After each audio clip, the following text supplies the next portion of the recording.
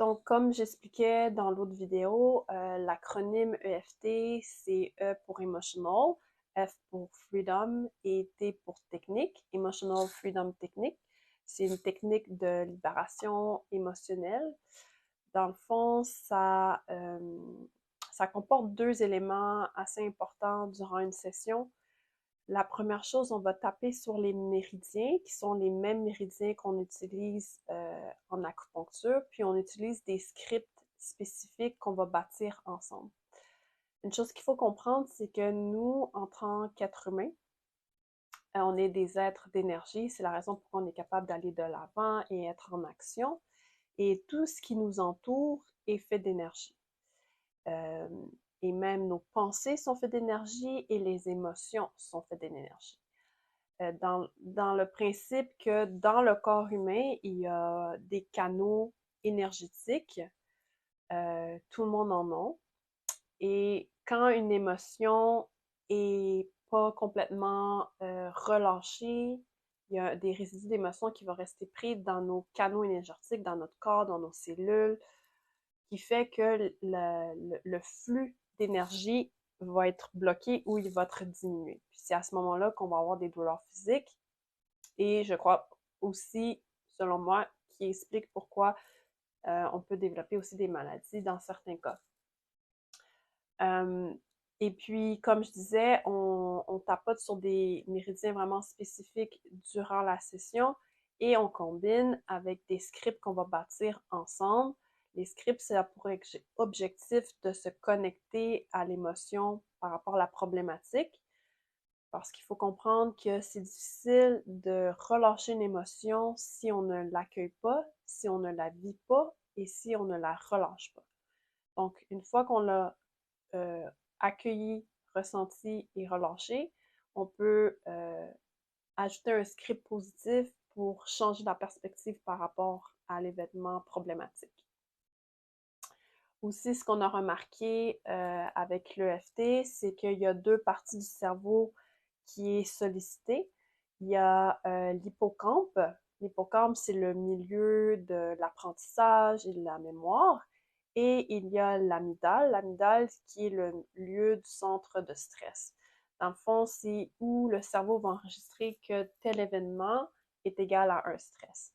Je vous donne un exemple. Vous avez 4 ans, vous vous promenez dans la rue, puis vous rencontrez un chien. Le chien est agressif et il décide de vous mordre.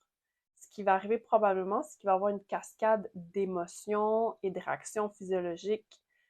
Exemple, le stress va augmenter, vous êtes anxieux, le cœur va battre un peu plus vite, la pression va peut-être augmenter, peut-être que vous allez avoir une réaction de sudation aussi.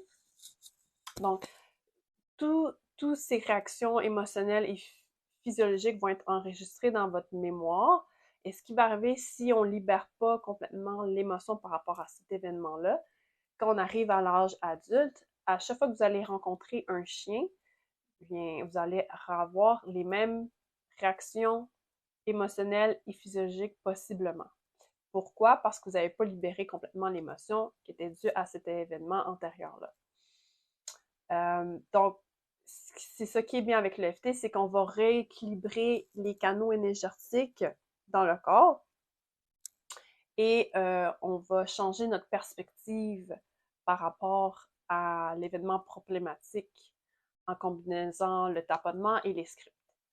La chose que j'aime beaucoup avec l'EFT, c'est que ce n'est pas dispendieux dans le sens qu'on n'a pas besoin de faire beaucoup de séances pour avoir des résultats. C'est une technique vraiment en douceur, non traumatique. Ça peut être appliqué autant chez les adultes que les enfants. Moi, pour le moment, je travaille seulement avec les adultes, peut-être éventuellement un jour avec les enfants.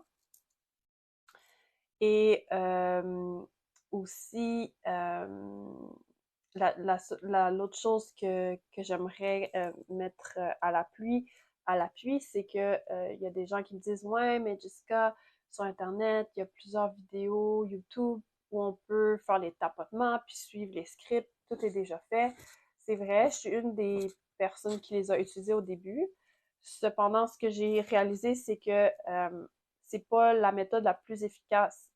Premièrement, parce que on vit toutes nos émotions de façon différente. On vit pas tous les mêmes événements que tout le monde. Donc, ce qui est affiché sur Internet, ça va pas nécessairement concorder à ce que vous avez vraiment vécu émotionnellement par rapport à un événement. Donc, si on veut vraiment aller creuser en profondeur, l'idéal, c'est vraiment avoir un praticien qui va adapter les scripts à vous. L'autre chose aussi, étant donné que le praticien a un recul un peu plus extérieur par rapport à la situation, va être beaucoup plus être apte à vous supporter dans votre cheminement de guérison.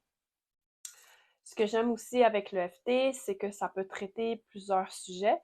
On peut travailler sur la procrastination, des problèmes d'insomnie, le problème de perte de poids, l'anxiété, un événement qu'on appréhende, des croyances limitatives, des patterns au niveau relationnel qui est répétitif.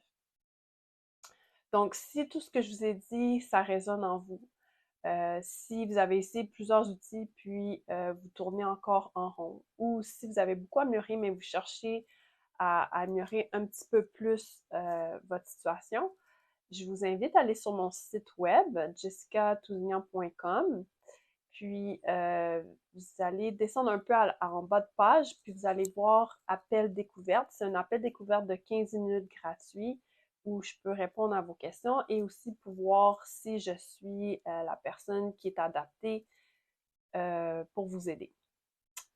Donc, vous savez où me trouver.